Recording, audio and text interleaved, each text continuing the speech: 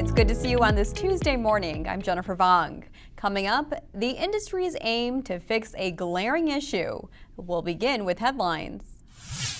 Starting with breaking news out of Germany. Former Audi chief executive Rupert Stadler, who is being investigated for his role in Volkswagen's emissions cheating scandal, has been released from custody.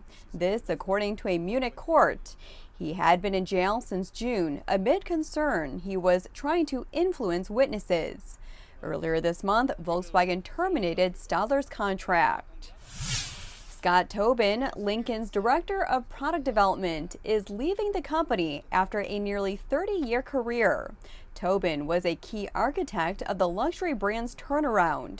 A Ford spokesman confirming the 53-year-old's abrupt departure Monday, saying Tobin had elected to retire effective November 1st.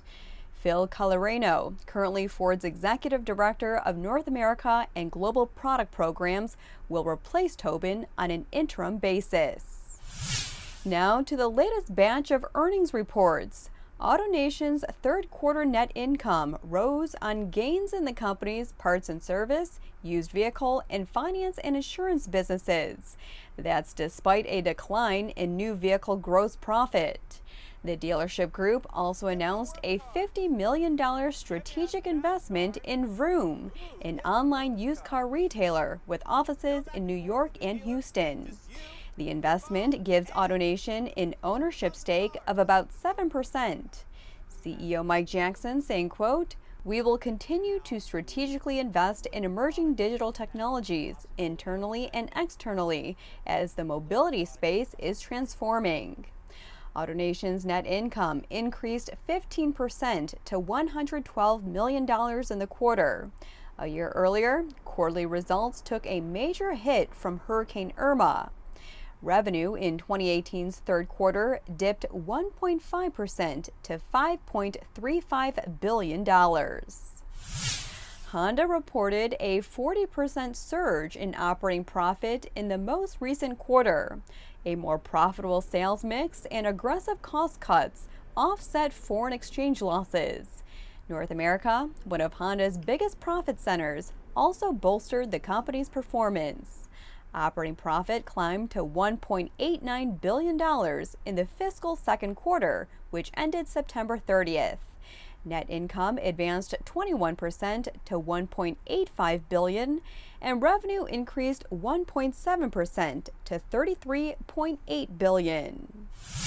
Back to Volkswagen Group, it reported a 19% drop in third quarter adjusted operating profit to $3.99 billion. VW's performance weighed down by weaker vehicle sales and headwinds tied to the introduction of more stringent emissions rules in Europe. Nonetheless, thanks in part to robust results at Porsche, VW reiterated its profit goals for the year.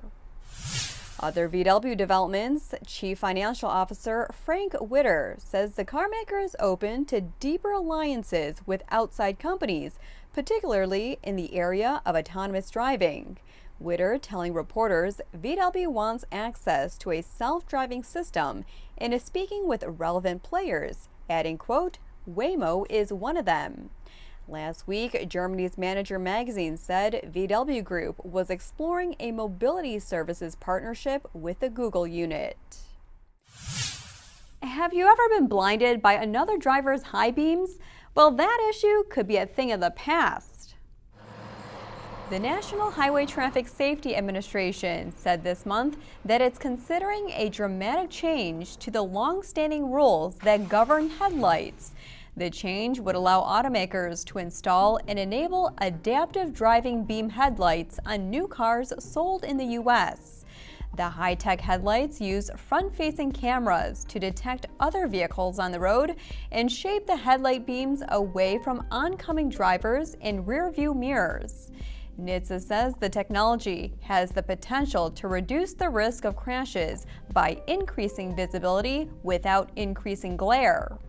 On most vehicles today, it's up to drivers to decide when to use high or low beams. Automakers, including Toyota and Audi, for years have urged NHTSA to update the headlight standard to accommodate the high-tech lights. And as our Larry Valaquette reports, they haven't sat idly by. Audi, for example, equipped its redesigned 2019 A8 sedan with adaptive headlights that use a series of LEDs to shape the light emanating from each headlamp.